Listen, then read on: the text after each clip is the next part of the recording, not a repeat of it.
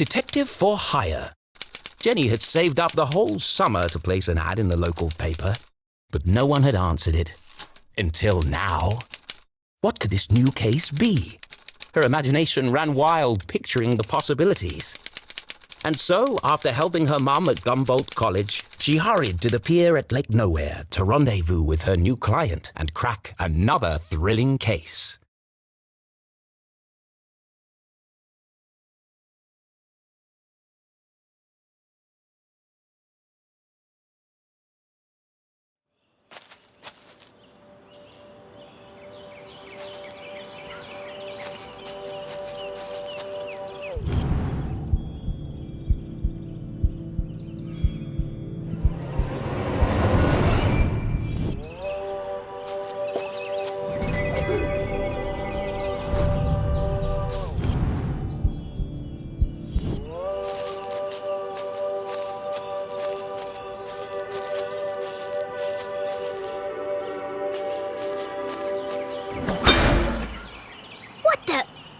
Hey, kid!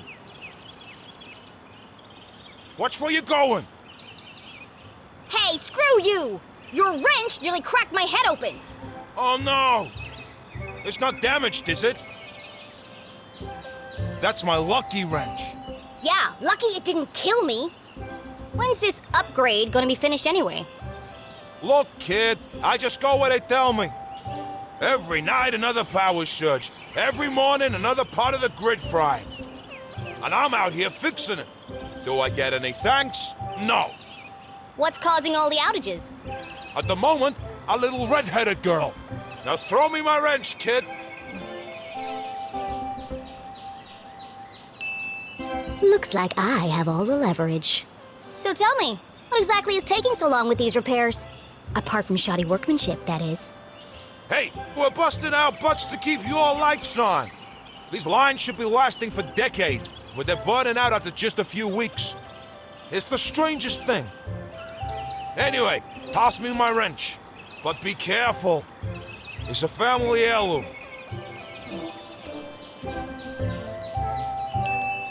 But what could possibly be using that much power? You're killing me, little girl. Arthurton's a tiny town. The mines are practically shut down. So what could it be? Surely someone must know. All I know is I got 3 more jobs today, and I can't finish any of them, so will you please just give it back already? Fine. I've got bigger fish to fry. Thanks, kid.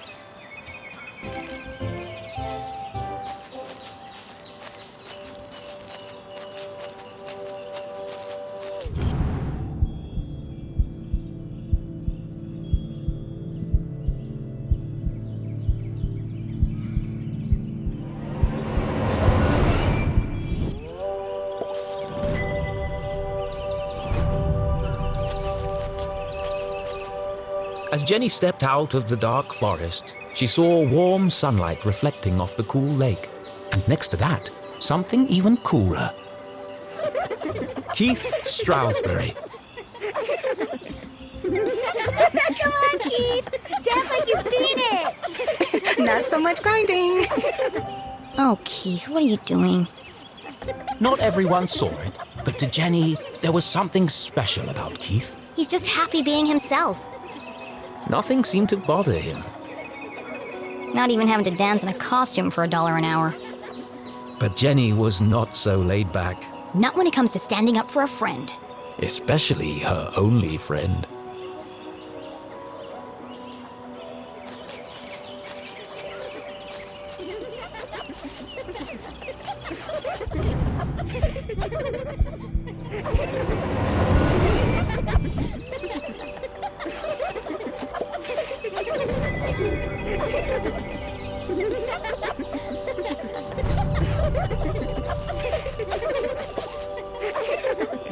I think there's been enough dancing for one day, don't you? Hey, Jenny. Hello. Susan. Actually, I prefer Susie. Busy laughing while others earn a living, Susan? Not everyone's got your dad's money, I guess. Jenny, hi! Tall and handsome, with intense, mysterious eyes. Cool should have been his middle name instead of Tarquin. But Keith was so cool, he didn't even mind. Give me 1 minute. I'm just finishing Sure. Don't let me interrupt your work. my shift ends. In 15 minutes, I know. I'm early. I'm meeting a client over at the dock. Paid case. Could be big. Real big. Couldn't be as big as her head. Wow, that's really... Impressive? Maybe. All I care about is keeping this town crime-free. The only crime here is that haircut. Back in a minute, Keith. I'll have the usual.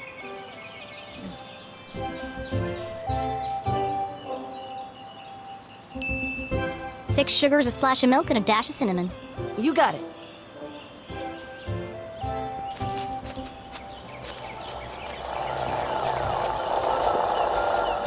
How about now? Move it to the left a bit. What's he doing up there? Not now, kid. We're busy. Any better? No, keep going. Now?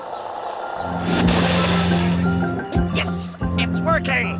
Hold it right there. That's what all the fuss is about? Not this guy again. What is that? Whatever it is, it's not my music. Maybe it's jazz? Shh! I'm trying to listen. You shush. I'm the DJ. I'm in charge. When's this party getting started, boys? Oh, just a few more minutes. How are we supposed to dance to this? I think we're losing them. Another station must be interfering with the signal. But there aren't any other stations in Arthurton. Wait! All these wires must be acting as a giant antenna. Jenny listened closely to the mysterious transmission. It was like no other radio broadcast she'd heard before. Hold it steady! Sorry, I'm trying. That's just getting worse. You might as well come down. No, wait! I can almost make out what they're saying. But just like that, the sound faded away. What did you do? That's no use. Come on. We gotta get this equipment back to the AV department by 6. Jenny was so lost in contemplation, she'd almost forgotten the case at hand. My client. I'm supposed to meet her at the dock.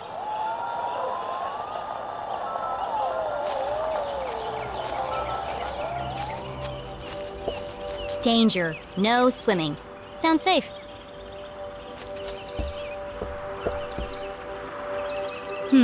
How do I get this ladder down?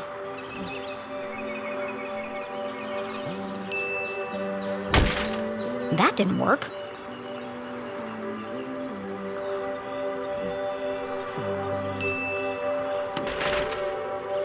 Arthurtonian workmanship at its finest.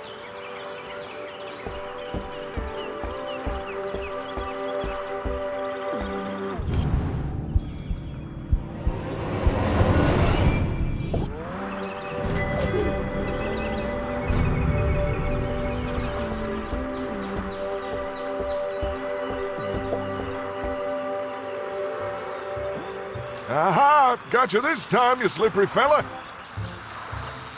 Ah, shucks. Just another boot. Excuse me, Mr. Humdrum. Oh my! If it isn't little Jenny LeClue. What a glorious day, don't you think? As far as Jenny was concerned, small talk was like a second pair of underpants. Uncomfortable and completely unnecessary. But Mom always says, create a good rapport and they'll reveal everything to you. So she gave it a shot.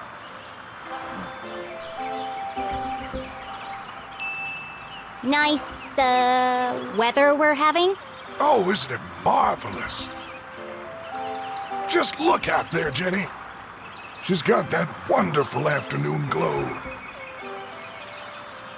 No one knew why the lake glowed at night. And few were brave enough to swim its murky waters. What lay beneath its depths was the stuff of myth and legend.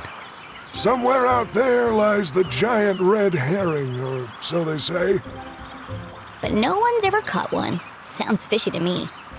Well, if she's out there, I'll catch her. Someday. Great. Well, now that we have a good rapport, where can I find Mrs. Humdrum? Well, she's down there on the ridge.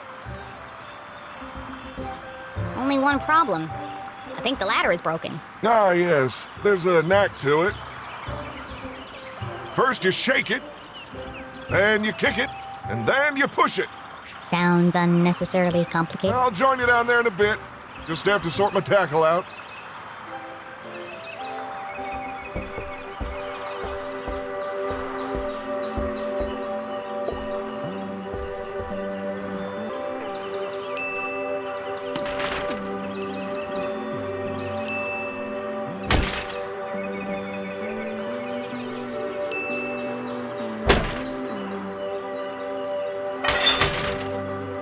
Aha! That did the trick.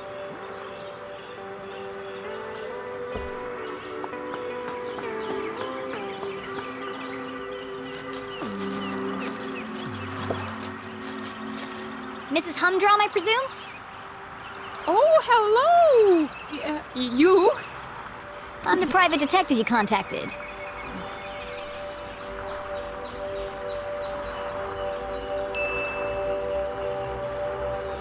The code word is Purple Panda. I'm here to solve your case. Who is it, Dan? It's Jenny, dear, the LeClue girl. She doesn't see so well without her glasses. Oh, hello, Jenny. I'm afraid I don't see so well without my glasses. Nothing wrong with her hearing, though. What did she say? I said there's nothing wrong with your hearing, dear. Oh, no, thank you. I've already eaten. I believe you have a case for me? We do. We do. Great. So what's the trouble? Haunted by the ghost of a former lover? Worried you're being poisoned by a mad uncle? Something so dark and gruesome I can't even begin to imagine the horror? Well, I've lost my reading glasses. Oh. And there it was, a real case. A confounding mystery to challenge Jenny's brilliant mind. I thought this was finally going to be a good one. What do you think, Jenny? Can you help? Sure, Mr. Humdrum. I'm gonna need to ask you a few questions.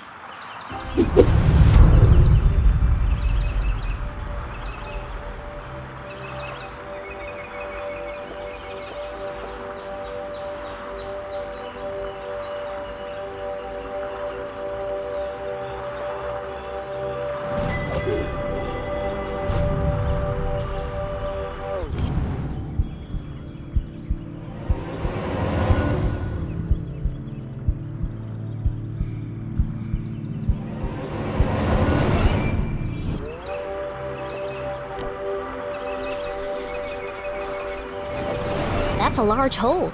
She must have caught it on something. Did you have trouble climbing down the ladder, Mrs. Humdrum? Why, yes, I did. How on earth did you know? There's a tear in your pants pocket. Well, what do you know? I didn't realize these pants even had pockets.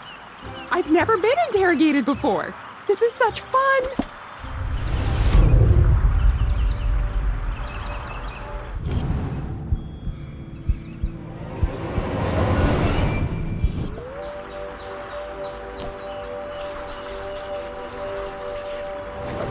Jenny had often snuck through the hole in the fence at Grubman's to watch the races.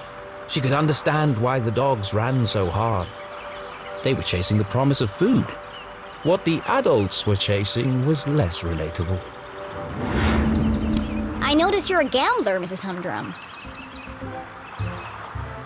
You've been to the Greyhound races. That was yesterday.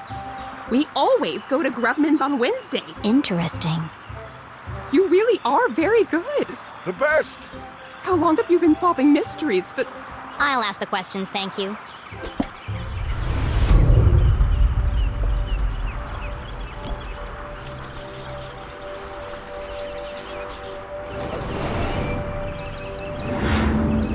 Do you often carry a pair of binoculars? She doesn't go anywhere without them. I presume you don't wear your glasses when you use the binoculars. No, I can't get my eyes close enough to the eye cups. I see. Did you take your binoculars with you to the races? Of course. Those critters are so tiny, I can't keep up without my binoculars. Interesting. What's next? Fingerprints? Oh, polygraph test? It's like you're reading my mind.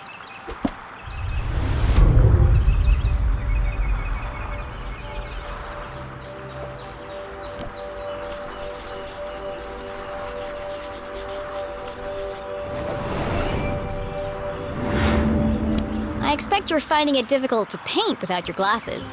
Oh no, I never wear them when I paint. I like to feel the canvas, to interpret the colors. She's an incredible painter. You should have her paint you. Thanks, but I don't mix business with pleasure. Have you figured it out yet? The suspense is killing me.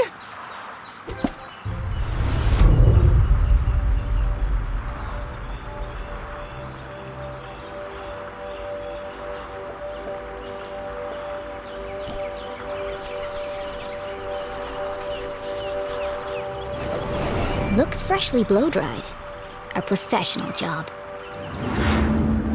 Your hair looks lovely today, Mrs. Humdrum. Is that a new style? Thank you. I had it done yesterday. Dan didn't notice. They call it the Queen's Coif. Well, it's certainly big. And expensive. But I'm worth it, Dan. Who could put a price on that beautiful head of hair? You're not so bad yourself, hot stuff. Gross. I feel like you know more about me than I do.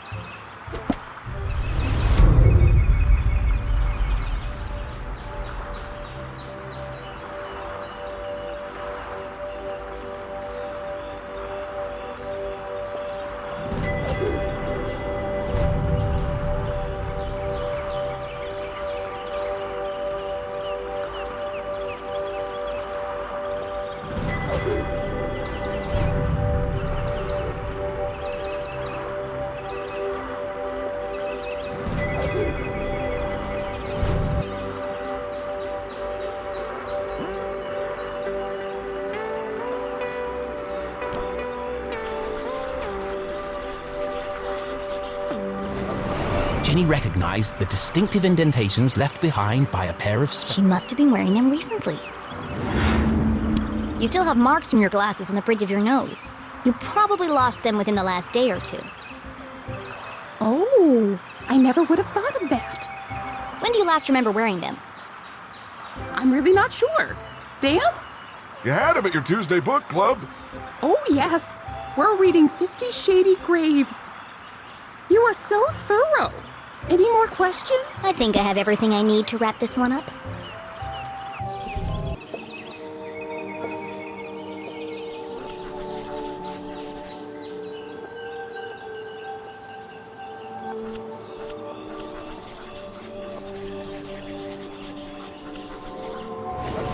Gail was at the races last night. She had to remove her glasses to use the binoculars.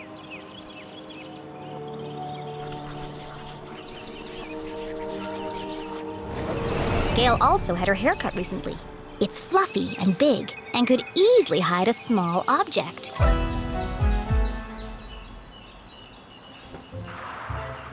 Solving a complex mystery like the case of the missing glasses was tough work. But now came the most satisfying part, delivering the dramatic denouement.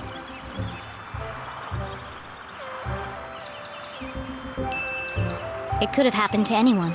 Why fate picked this poor woman, we may never know. Who's she talking to, Dan? Shh, she's working. Our victim. A simple-minded but well-meaning lady with mild myopia and a keen sense of fashion. Oh, I think that's me, Dan. A fruitless day at the racetrack. An act of instinct lost in the heat of the moment. One hand reaching for a pair of binoculars. The other moving a pair of reading glasses aside. That's what happened. Picture the glamorous yet impractical coiffure, tall enough to conceal a small object. It's almost like I'm there. Ladies and gentlemen, I posit that these missing glasses are not... They are, in fact, hiding in the victim's elaborate web of hair. Oh, so they on top of my head. Incredible! What a talent! They're always in the last place you look, aren't they? A master detective in the making. What would we have done without you?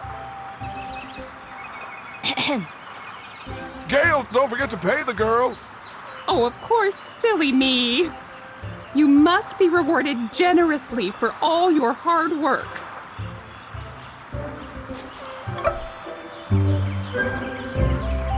Now don't spend it all in one place.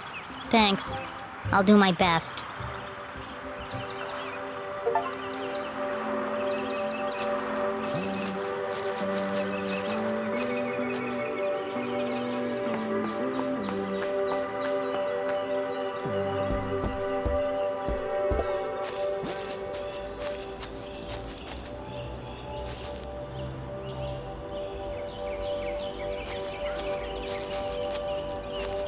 Are you ready, Keith? Wow, what an amazing detective. Glasses on her head. Who could have guessed? Oh, you heard. Whatever would we do without Master Investigator Jenny LeClue? I thought it was pretty cool, Jenny. And a whole nickel. You must be so excited. Yeah, that's more than her mom makes in a month. Come on, guys. Let's all just... Hey, Jenny, my grandma called. She wants her sweater back. Oh, how wonderful it was to joke around with friends. I've had enough of this.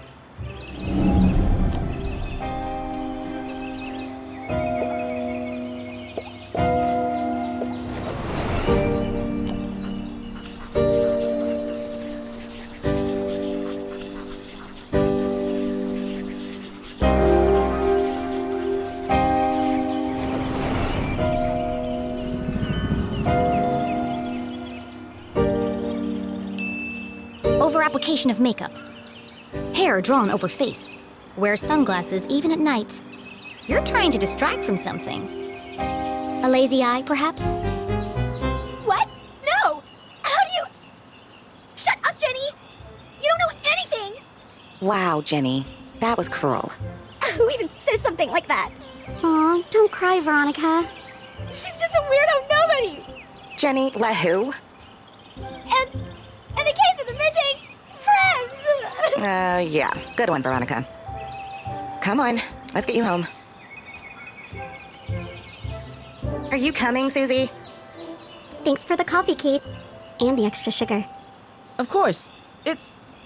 Nothing special at all, and the same thing he does for everyone? Oh, okay. See you around, Keith.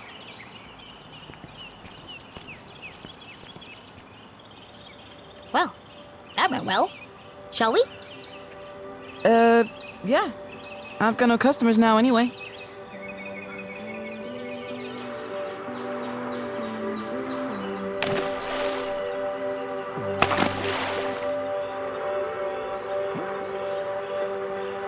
Nothing exciting ever happens here. I'm so tired of these simple cases.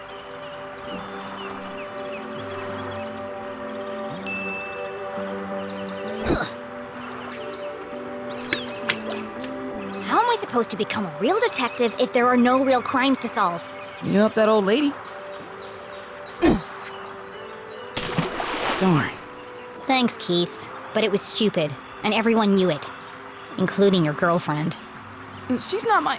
And you really mustn't let them treat you like that. You should stick up for yourself.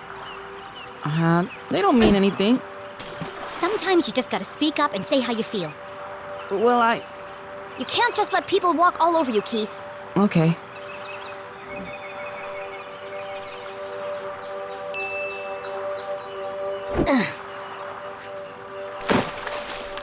It doesn't matter anyway. Nothing's gonna change. Not in this ghost town. It's not so bad. Don't you ever wonder what it would be like to live somewhere else? Oh, not really. Who am I kidding? There is nowhere else. Not for miles.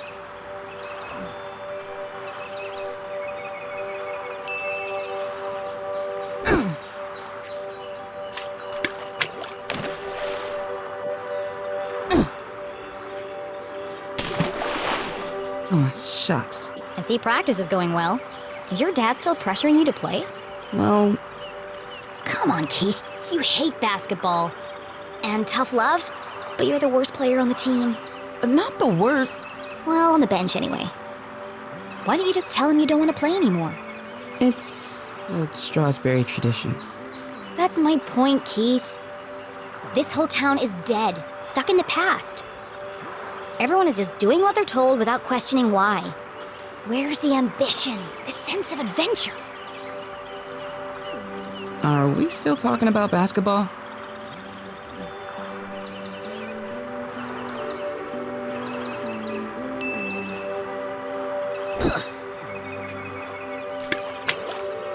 How's your mom? She seems distracted. Normally, she's so focused on her job. I mean, it's understandable. It's been almost a year since... And now she's planning to go away for the weekend. And she still won't tell me why. Yeah? She was definitely acting weird earlier. Maybe she's lonely? You know what? You're right. I am? She shouldn't be alone right now. Actually, your dad told me they were meeting in the library. We're going to need supplies. 2 of Mr. Bean's finest, please. To go, of course. Here is my payment in full. That's a nickel. Put the rest on my tab? Thanks for the pep talk, Keith. You always know what to say to make me feel better. Last stone. You want it? You take it. You need to practice. Here goes nothing.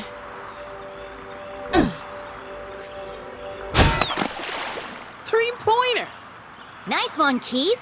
Maybe your luck's finally changing.